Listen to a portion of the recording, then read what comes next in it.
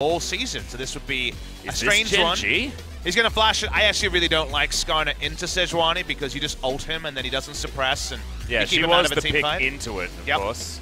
Okay, that's just a Kai'Sa. Here we go. We are popping off early with the Kai'Sa on blue side. Don't know if it's going to be a funnel or bot lane, but recent indication is that bot lane Kai'Sa is a bigger and bigger thing. And you mentioned the fact that this is a spring final rematch. Kai'Sa Morgana could just be locked in here and they could be feeding Kingzone some of their own medicine. Not going to be the case as the cow being considered, but 3 seconds to go, and Braum will be what we land on. Funnel looming, but thankfully there's a Sejuani there to dissuade them. And the fun thing is, you're right, there could be a weird funnel. It does feel unlikely because of the first pick, Sejuani, and yet, because it's Braum in the first round, you never know. So it's a bit of a fun mind game to deal with.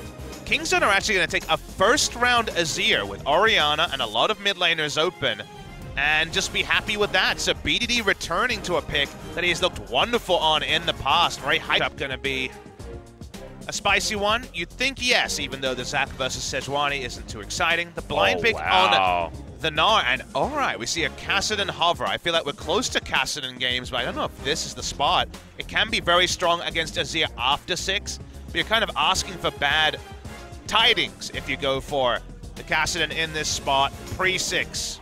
Waiting for the hovers here, the Corki hover as well. Are we going to get Corki a patch early? Wow, okay, this is really weird. Gatling gun not quite super boosted on this particular patch, but still, Corki's pretty strong. His bottom lane win rate, actually, if you have a look at solo queue, is disgusting right now, but that's beside the point. Gangplank being considered now for Kingzone's follow-up. Khan able to pick that into the Gnar if he wants to, but this would be the quintessential Kingzone pick for the top lane in recent days. He's a Cho'Gath and a Mundo main if you look at good old Khan this season, so he's going to go Cho'Gath. Good early pick into the Gnar. Really curious, guys. You can see in the middle there, under Khan and now under Spirit. It's patch 8.13. We have the hot fixes, but this is not 8.14, where 40 damage was given to Corki on his Gatling gun at level 1. So a bit curious. Stormracer Trinity Force, though, is still a banger of a build on good old Corki. So we'll see which order that comes in. You'd imagine still Sheen into the Trinity Force. Very old matchup. Azir versus Corki. It comes back again.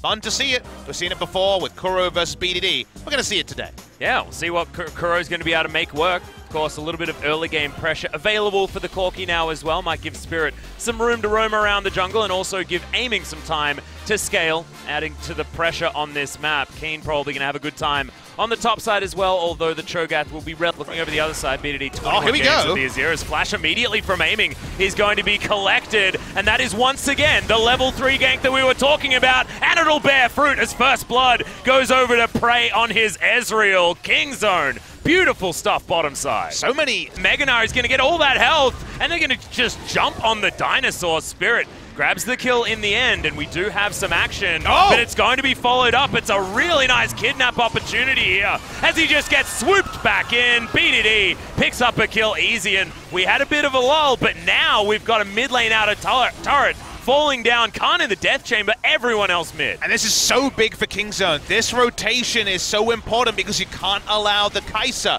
any more free time in extended laning phases. They get the double interrupt on Kuro. He can't get away. And from there, they're able to take down the mid lane turret. Well played by Peanut. You got to remember your timings against the Elastic Slingshot. Kuro botched them. Yeah, it didn't quite work out there. The Corki might need a little bit more work, but we'll see how he goes as this game progresses. Shelly not utilized it to get prey in here early. Aiming in base, just gone for that recall to get most of the Nashors. Okay, and Spirit not going to be able to steal this one away. It was a very early smite from Peanut, but knew that there was a feast available and Khan just ate it. Spirit looking a little bit frustrated there because he saw the smite get used. No cost, it was just blasting plant into Arctic Assault, so didn't need to flash to make the play, and in the future, getting a smite in the middle of those two skills being used, the flash and the feast, has happened in so many against KT. Utilizing that stopwatch to get out of the Empress Divide. Glad you bring it up as in goes Peanut. Oh, baby! Insta-kidnap and delivers the bottom lane to the mid lane. Aiming, he's trying to run away now, but I'm not sure how far he can go because there's the Abyssal Voyage, and Peanut gets another double knock-up. Spirit, he's going to get devoured and delivered and destroyed. Prey picks up the kill, and now Kuro just has to watch on in horror. In the bottom lane, Keen's like, well, I got my teleport, but you guys are already dead, and you can have my mid laner as well. I'm going to try and take a turret. Well, a lot of people think the pocket pick for Peanut is that Nidalee, but the Zac has always been one that he seemed to have this intrinsic link to. He had that struggle to get into the Cinderhulk meta, but the one that got him there was jumping on that Zac. He basically wins the game with 2 elastic slingshots, and it's a free Baron to KingZone. Yep, and Keen, you can see he's frustrated trying to tank up this turret.